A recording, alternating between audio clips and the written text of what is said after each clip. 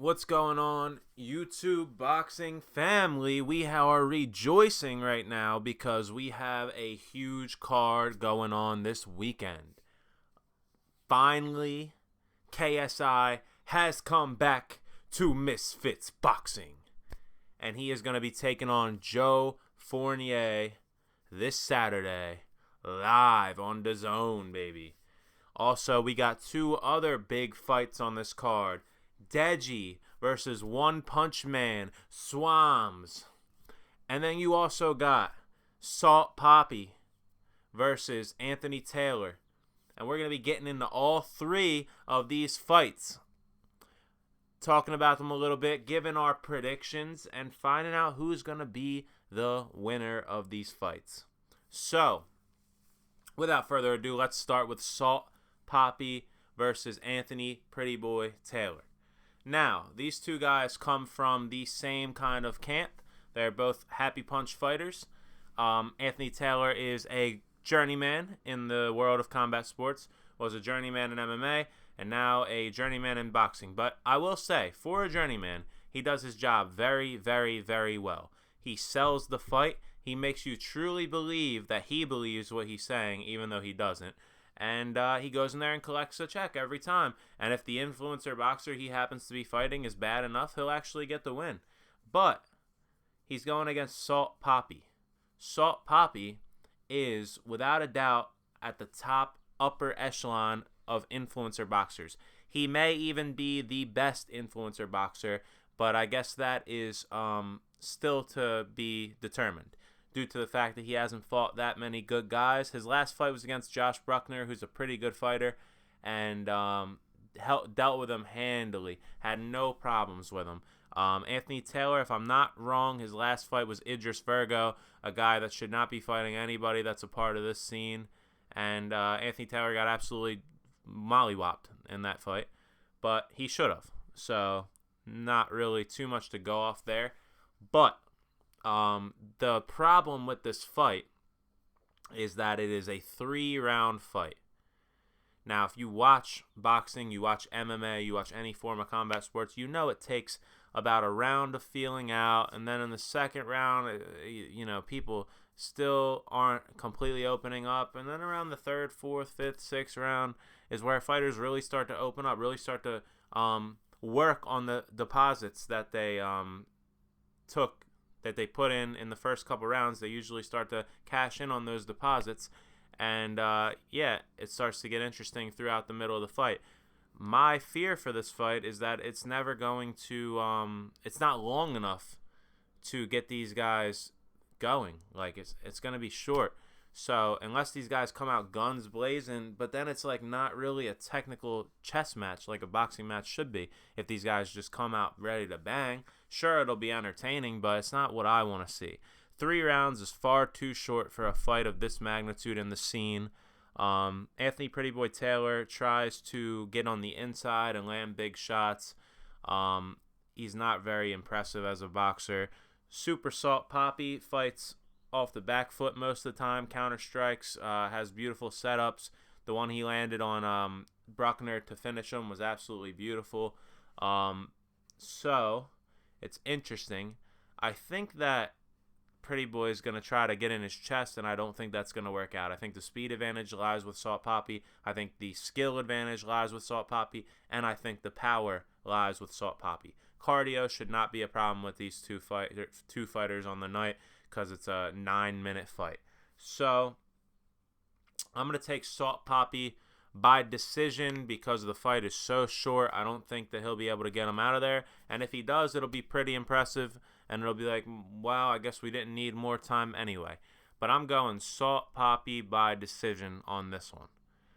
The next fight is going to be Deji returning to the Misfits ring for the second time to take on Swarmz.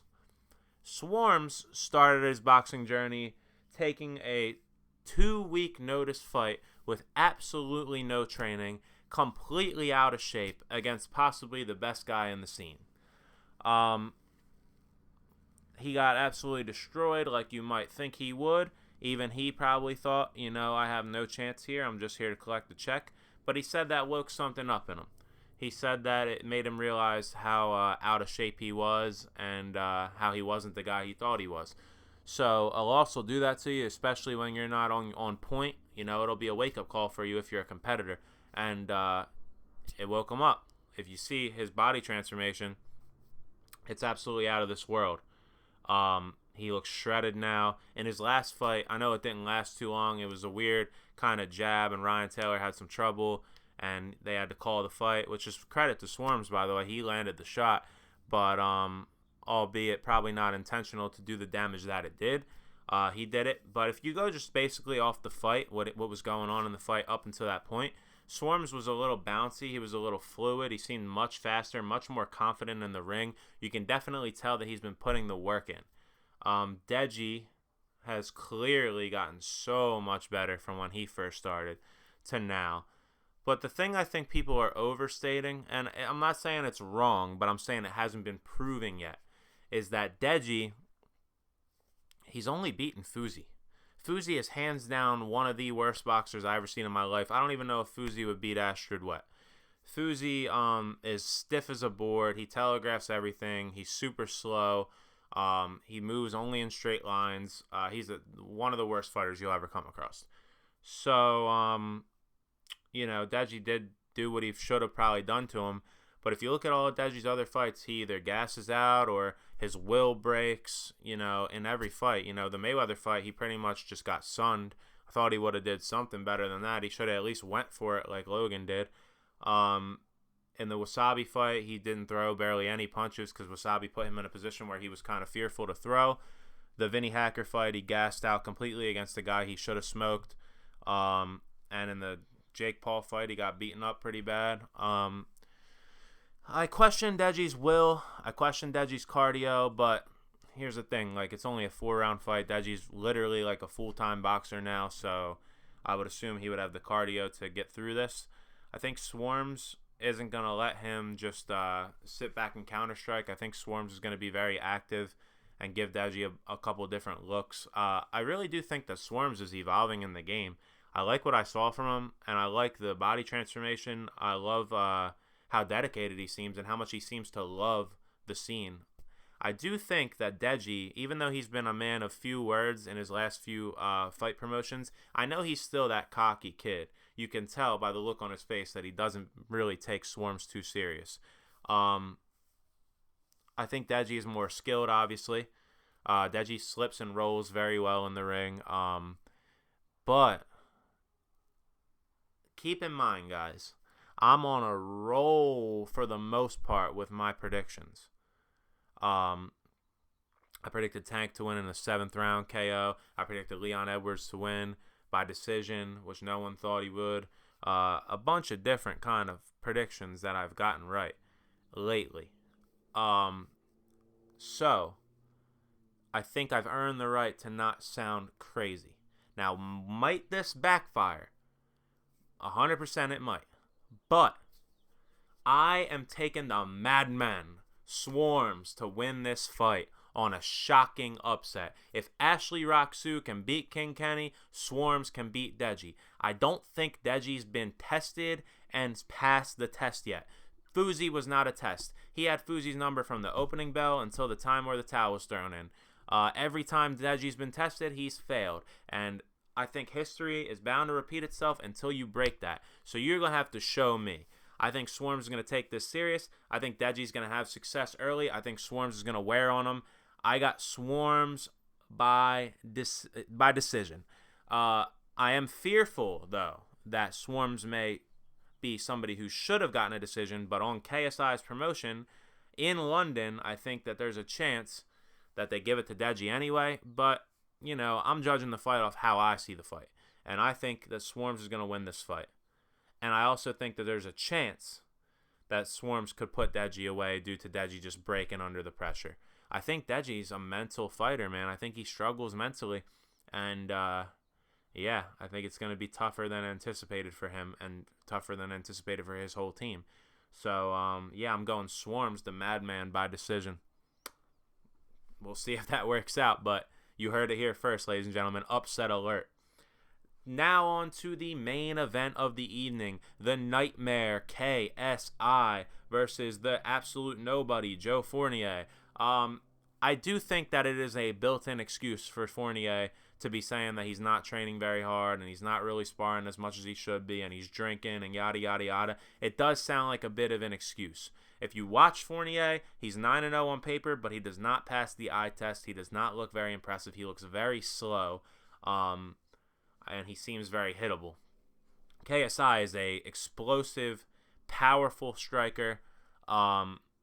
I like the entries he's been doing lately. I just wish he would be a little bit more defensively sound in his entries, but the explosiveness is what he needs. And if he's going to rely on his chin to take him places, I believe that he has reason to believe it will. So, I think KSI will knock Joe Fournier out. I think it will be a stoppage early in the fight. If I had to guess an exact round, I'm going round 2. But that's not what we're here to do. I'm just here to predict the fighter. And I'll throw a method in there for you guys because, you know, I love you and I want to see if I can call it. So I got KSI as the winner. If I had to pick a method, it's KO. If I had to pick a round, it's number 2. But I think it's the first half of the fight, 1, 2, or 3. Fournier does not impress me. He's very slow. And I think I'm in the minority that is excited, partially, that KSI is aiming to fight Tommy Fury after this. While I don't think he has to, I think it's very admirable to take a fight that you would be a massive underdog in, and I think that's what fighting's all about. You can't be scared to take an L. An L is only an L. Like, you go on. That's what happens with real fighters. They test themselves. But one thing I don't want to confuse you guys with is I don't think as an influencer boxer you have to necessarily fight a professional boxer. Jake had to fight a professional boxer because he was trying to climb out of the influencer mold and into the pro boxer mold. And obviously that didn't work out very well because now he's fighting a 170-pound BJJ specialist who's 40 years old. But KSI is an influencer boxer through and through. He wants to fight other influencers. He wants to be the best influencer of all time in the boxing ring. And he's already expressed interest in fighting the Kingpin winner. So, if KSI wants to fight another influencer, I have no problem with it. Why, are we going to fault him because he's the best? Are we going to make him go fight a boxer and just fight up until he loses? Nah. If he's the best in this scene, he is in this scene. So, yeah. I think I would love to see him fight Fury because I think that's admirable. But if he wanted to fight Gibb or, you know, Kenny or whoever comes out victorious of that tournament or another influencer that's got a good influencer record, I have no problem with that. KSI is an influencer boxer at the end of the day, and he owns it, so I respect that. So, yeah, guys, I got KSI, knockout, Swarmz decision. That's going to be, you know, it's either going to work out or it's not. And then I got Salt Poppy decision as well. Let me know in the comments who you guys think are going to win these 3 marquee matchups. Also, hit the subscribe button and hit the like button. Love y'all.